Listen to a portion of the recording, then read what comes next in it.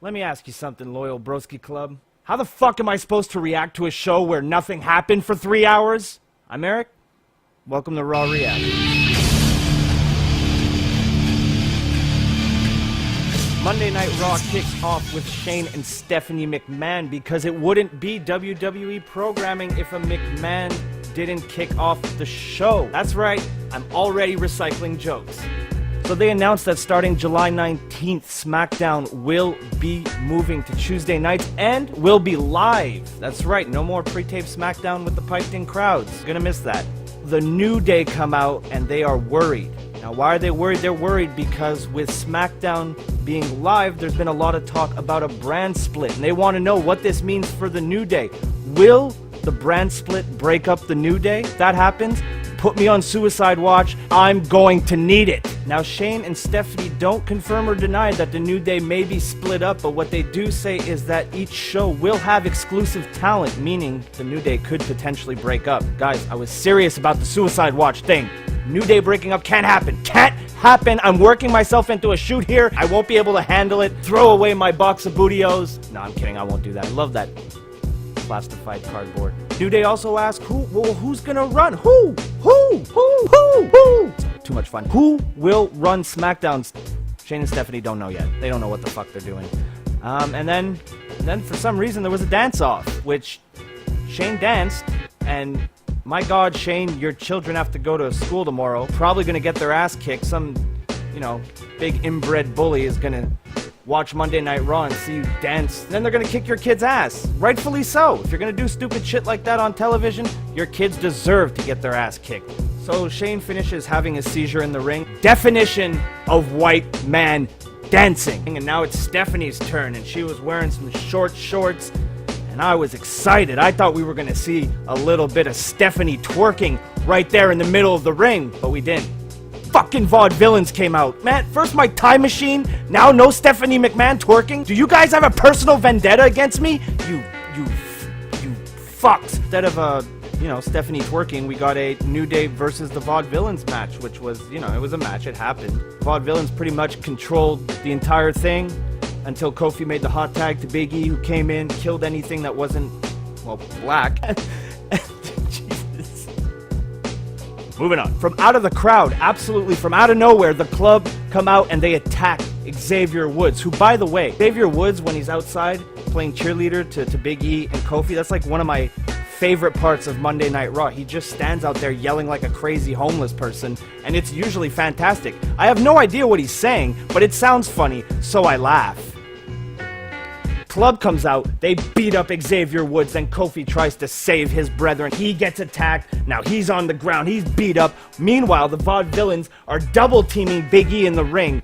Once they're done with Big E, they look at the club, they say, fuck it bro, your turn. Club come in and hit the Magic Killer on Big E, sending a very clear message to the New Day and to the rest of the WWE locker room. Backstage, Renee Young catches up with Anderson and Gallows, and she asks him, what's going on, guys? What's with all this? Anderson and Gallows reply that they wanted to show the WWE that they could make an impact without AJ Styles, that they had arrived, and that they are not going anywhere. Backstage with Apollo Crews is doing push-ups, and then he sees giant feet, so who could it be? It's the Big Show.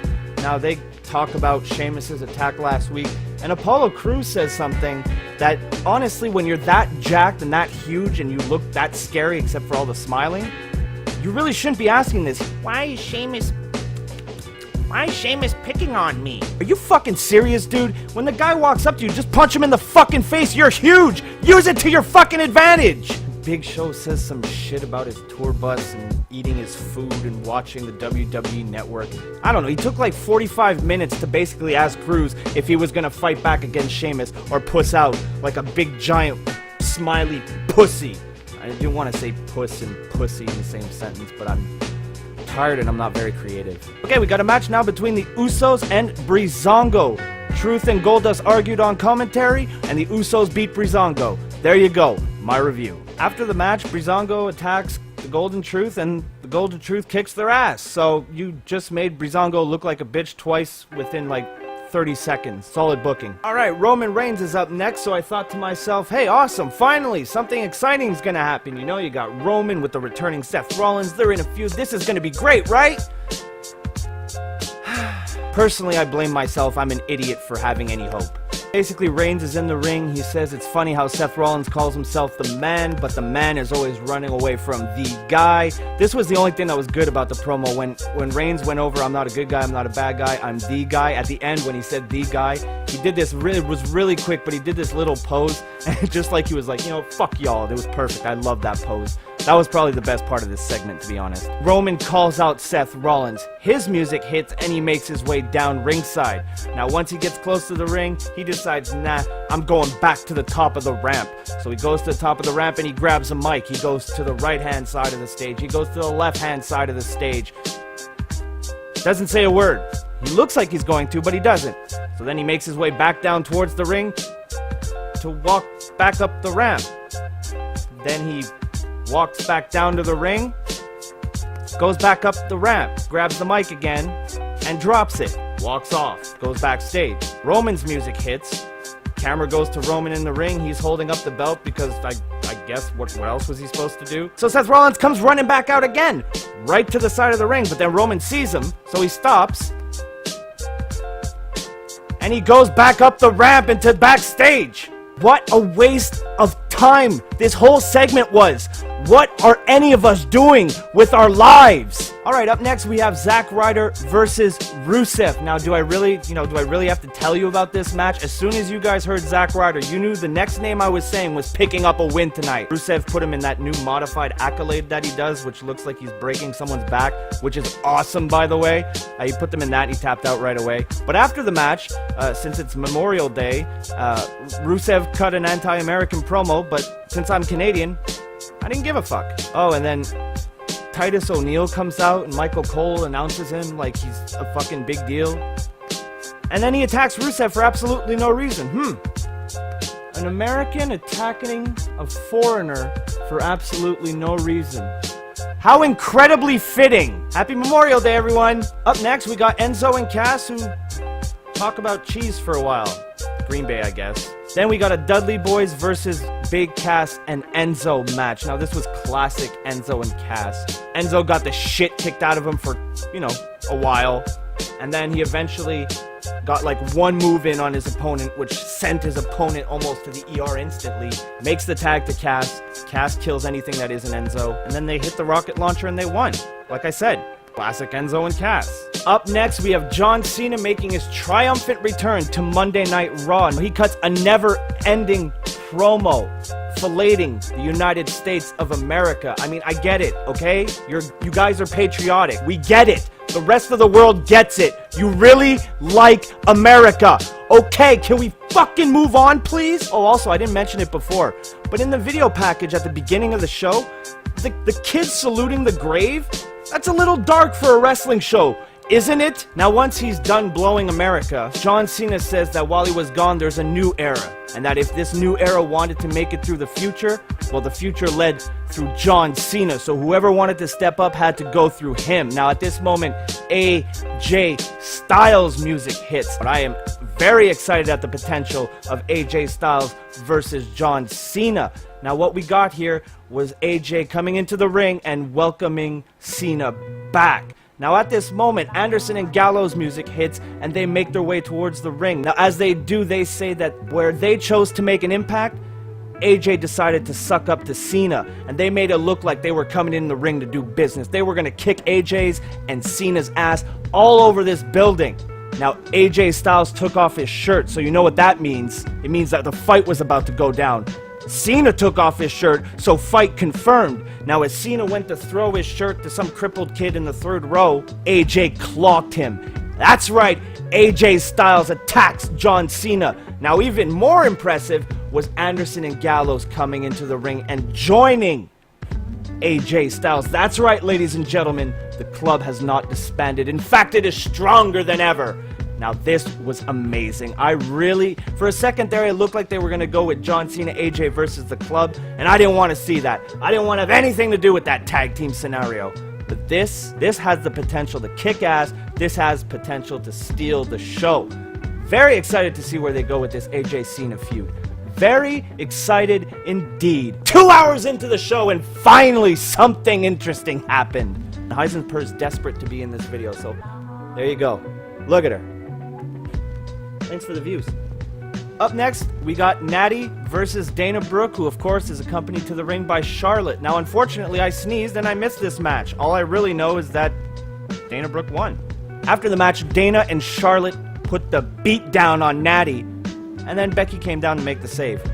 The entire thing lasted about, I don't know, including entrances, 4 minutes, 5 minutes tops. Boy, that Divas Revolution and changing the title, whoo! That sure made a difference. Dolph Ziggler versus Baron Corbin up next, and he kicked him in the dick! That's right, his technical wrestling match challenge ended up being him kicking him in the dick. It was awesome. I looked up at the TV, kicked him in the dick. Oh good. This was the first time that Dolph Ziggler has ever made me laugh. He still sucks, and he's not funny. But kudos to you, Ziggler. You made me laugh for once, unfunny motherfucker. We go backstage now. We have Jericho, KO, and Del Rio arguing in the back about God knows what.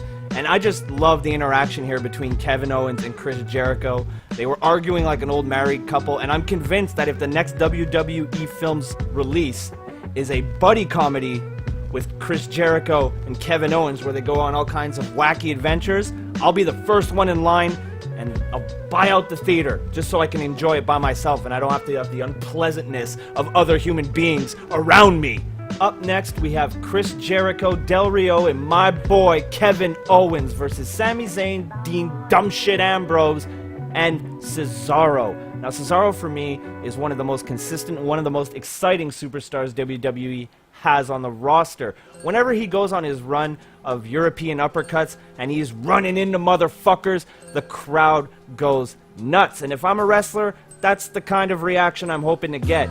I really hope the WWE doesn't drop the ball with Cesaro and gives him the proper push that he deserves. Now, as for the rest of this match, it was a 6-man tag. I'm not a huge fan of these huge, unless it's a Survivor Series or even an elimination tag team match.